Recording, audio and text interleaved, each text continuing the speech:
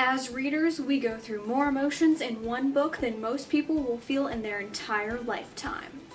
Perhaps that's a little bit of an exaggeration. Hey guys, it's Jenna or Blue-eyed Bibliophile, and welcome back to my channel where we fangirl fulsomely.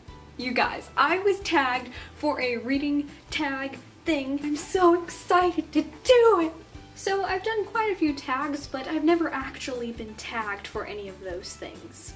Except for the zombie apocalypse book tag. Someone did tag me for that, although I completely forgot who it was. So sorry about that. But you can go check out that video up here. It's really old and cringeworthy. But times have changed, my friends. I was tagged to do the... what is it called? I don't remember. Oh, the fight... Is that right? Ah, dang it, I still got the name wrong. I was tagged to do the Oh the Feels book tag by Ava's Reads, and she is also the creator of the tag, so I will link her video down there so you can go check it out. And man, oh man, I am so psyched to do this tag. The first question is a book that made you happy.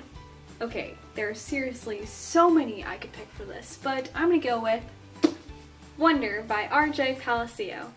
I really apologize if I got that name wrong. This is a middle grade book surrounding a boy whose face is a little out of the ordinary. A lot of people judge August because he doesn't look like them, so he hasn't gone to school his whole life. Now he's 10 and it looks like he's going to be sent to school for the first time. This book is both cute and heartwarming and I love it, and even though it's middle grade, anybody could enjoy it, even adults. I think this is a must-read for everybody.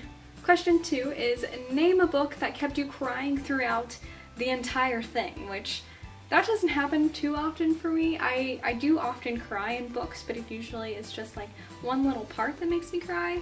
But a book that the tears really never went away in is The Shack by William Paul Young. I don't even know where to start on this one.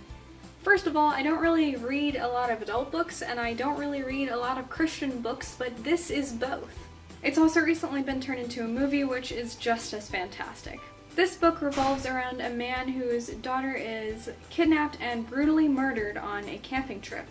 The only evidence that is left is found in an old abandoned shack. The main character is engulfed in depression, and any faith that he had in God beforehand is completely gone. But one day he gets a letter in the mail from Papa telling him to come back to the shack for a weekend. And as you might imagine, he does. And what he finds there is completely and amazingly miraculous and beautiful, and I loved it. This book absolutely left me speechless, and I definitely cried multiple times throughout the whole thing. Everywhere. Just, I was a mess when reading this book. Question 3 is name a book that made you laugh out loud. For this, I'm going with an oldie but a goodie. The Lightning Thief by Rick Riordan. This is another middle grade series that will definitely make you laugh until you pee. Again, this series may be middle grade, but the adventure is worth the read no matter what age you are. This one revolves around this kid who thinks he's just a normal kid. But it turns out he's part of this world of crazy mythological monsters and gods and things he only thought existed in his textbooks. This sure is a wild ride, and the characters are so funny and the storyline is so crazy and funny, and I love it.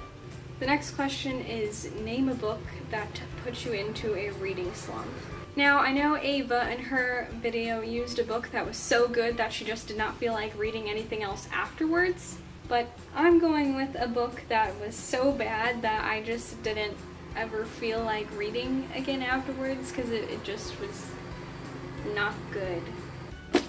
The Selection Series by Kara Cass.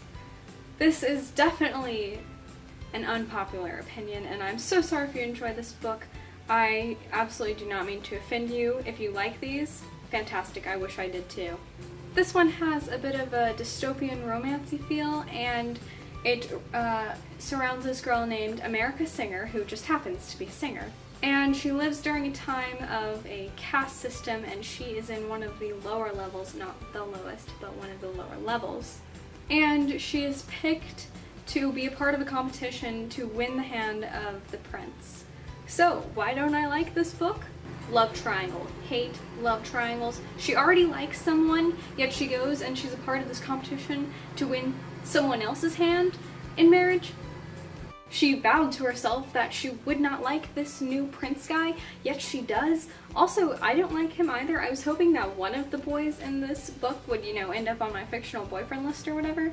But I just don't like anyone in this book, actually. And the main character, America, is, that average sassy redhead, like every redhead ever in any book. No offense if you're a sassy redhead or a redhead in general. I don't mean that. I just mean to say that America is really cliche and everything she says and does is just cliche. Here are the first 3 books in this series, which is The Selection, The Elite, and The One, and I hated all of them. I took them with me to my summer intensive last summer and expected to just plow right through them, but I just avoided them. I didn't want to read them. I had planned to read the 2 newer ones, which is The Heir and The Crown, I believe? Yeah. And I didn't even get to those because I needed something new. I never wanted to ever touch these again. Yeah. Let's move on. Name a book in which you had no feels. We've got yet another unpopular opinion here. Amy and Roger's Epic Detour by Morgan Matson. Oh, goodness gracious. This was my first Morgan Matson book, and I will say that it was most definitely a bust. Not to worry, it hasn't swayed any of my opinions towards reading her other books. I still really want to read them, especially since you've been gone. Can't wait for that one. This was just your average road trip novel.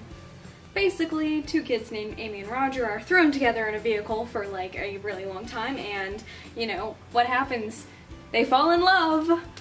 Who would have guessed? Neither of them really want to go on the road trip in the first place, which you can imagine, but the girl cannot bring herself to drive herself somewhere because that's a long story. I'm just gonna fast forward. So, of course, she meets the stranger boy that she doesn't even know to drive her across the country, and guess what happens? They fall in love, as you can probably imagine, and there's sex in this book, and I hate sex in books. Oh my goodness, they don't even know each other. Obviously, as you can tell from the title, they just kind of, go on a few detours and go different places than they thought they were going to, and, totally ignore the schedule that Amy's mom wrote up for them. It's just, this is not my cup of tea. I didn't really find the main characters cute together, or I just didn't like the storyline. It just, no feels at all. But I'm actually really interested to talk about this next one, which is a book that scared you. I haven't actually read a whole bunch of books that are really frightening to read, but this one, it gave me nightmares. Oh, so heavy, good grief. Illuminae by Amy Kaufman and Jay Kristoff. This book is so heavy. This is actually a very recent read of mine. I read it just last month, as a matter of fact, and it was really scary, terrifying. In fact, I loved it, but it was so scary. Basically, there is this major war going on over this teeny tiny little planet, and that planet is called Carinza. So basically, a big corporation is trying to take over the planet, but the people who just happen to be living on the planet didn't know that was going to happen. So the book kicks off with hasty evacuations, and it just happens to be the same day that our 2 main characters, Katie and Ezra, had broken up, of course, because why not? And now all of a sudden they have to save each other's life. Not only that, but a plague is sweeping through the survivors. Alright, let's talk about plagues for a minute, shall we? A plague is my biggest fear. A plague like the bubonic plague occurring in the United States of America, where I'm from. That is absolutely terrifying. I do not want that to happen. Books with plagues in them freak me out. Movies with plagues in them freak me out. I can't do it. Oh my goodness. Have you ever seen the movie Contagion? All the way. By the way, I'm sorry if you can hear, mowing sounds in the distance. Yeah, my dad is doing yard work. Okay, I had nightmares for weeks from watching Contagion in my 9th grade biology class. And that was a really long time ago, and it still scares me. Like, I will never watch that movie again. I hate that stuff so much. So back to the book. There is a plague occurring at the moment in the book. It turns people into, like, beasts that want to kill others for fun. So people are dying, everyone's dead all over the place, there are creepy people who want to kill others in other places, and then there's Katie and Ezra, and Katie will do anything to get back to Ezra, which of course equals extreme danger and scariness. So this book definitely is very high up on my frightening list. Nightmares, I had them for reading this. It was terrifying. I love it, and I can't wait to read Gemina, but it was terrifying. Okay, the next question is, name a book that prolonged your feels. Clockwork Angel by Cassandra Clare. This one surprises me a little bit, that it's on my list like this. But after finishing this book, I distinctly remember not being able to think about anything else, and I don't know why. Maybe it was because of my extreme love of Jim. Jim Carstairs, I love him. Who even is Will Herondale? Am I right? Unpopular opinion, right? Yeah. I have yet to get to the second book. It's actually sitting on my dresser right now because I want to read it so badly, and it's very high up on my list, yet I have not had time to get to it yet because I'm in a reading slump and I hate that. But it is actually the next book I intend to read. As always, this is a spoiler-free zone, so please do not spoil me for any of Cassandra Clare's books, and I will not spoil you for any of Cassandra Clare's books. So this is basically a prequel series to the Mortal Instruments series, also by Cassandra Clare, and this one takes place way back, forgot the time period, was it 1800s? I don't want to get it wrong. It is with a different slew of shadow hunters, and I like them a lot more than I like the Mortal Instruments characters. Yeah, so that's all I'm gonna say about this one, but I couldn't stop thinking about it when I finished it, and I'm very excited to continue with the trilogy. The next question is, name a book that frustrated you. Now, of course, all books can be frustrating at times, but this one, the whole book was so frustrating, oh my goodness gracious. Variant by Robinson Wells. This was actually one of my favorite books of 2015, so if you want to check out that video, click the I thing up there. This book is about a boy named Benson who transfers schools and ends up going to this really nice private school, but things were not as they seemed. Really nice. Now Benson is trapped behind a barbed wire fence in what he thought would be a really great school, but is certainly not. Now, my light just fell over. Now it's flickering very crazily. That's probably not good. There is no escape from the constant video cameras that are always watching his every move, and the weirdest part is that there are no adults. The kids have taken over, they have all the control, and they have created all the rules, and if you break a rule, someone, somewhere, not in the school, perhaps an adult, kills you. I absolutely loved this book, but it was very frustrating because you don't know who to trust. There is absolutely, like, no understanding between the kids, like, they don't know if they can rely on one another. It's terrifying. Next is a book that shook you up, but didn't, like, make you cry constantly. I think that's what the question is. And for that, I have to go with Fangirl by Rainbow Rowell. I am going with this one because I related so much to it, and the sad parts were crushing to me even though I am not the main character. I felt like I was. The happy parts were charming and cute and made you feel so much joy and happiness when you're reading them. Overall, this book is captivating and you cannot help but feel completely sucked into the story when you read it, and that's why I love it so much. It definitely shook me up because I felt every single emotion that our main character felt. I actually have a whole review on this book, so you can check out that video right there if you click on the I button thing again. And finally, a final book in a series that had an impact on you.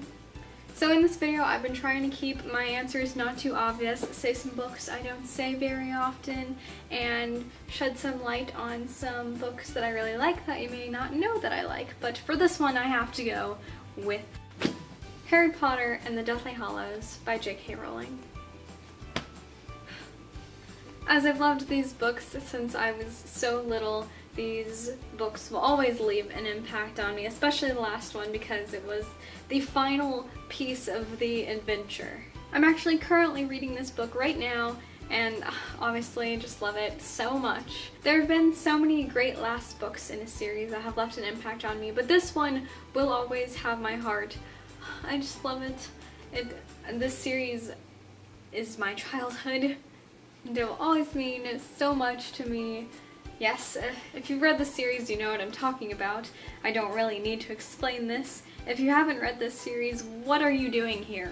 Alright, that was the final question. So if you liked this video, please give it a big thumbs up and subscribe to my channel if you haven't already. Check out Ava's video down there in the description, and I don't really know a whole bunch of small booktubers who would do this, so tag, you are tagged. You're it now. Go do this tag if you want to, if you have a channel, and have fun doing it. This is such a bad outro. I'm so sorry. Anyway, I love you guys so much. Thanks for watching, and I'll see you guys next week. Happy reading!